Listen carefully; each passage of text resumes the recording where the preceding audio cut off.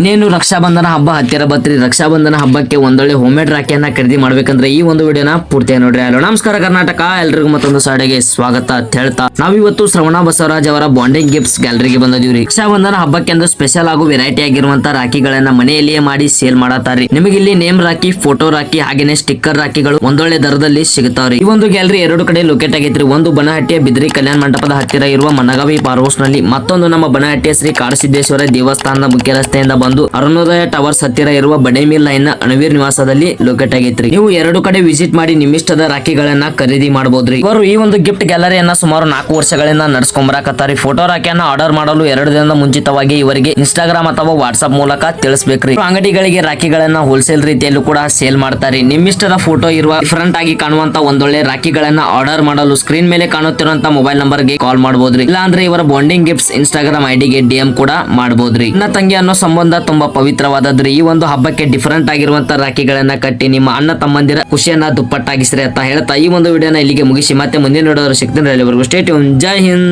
Jai Karnataka.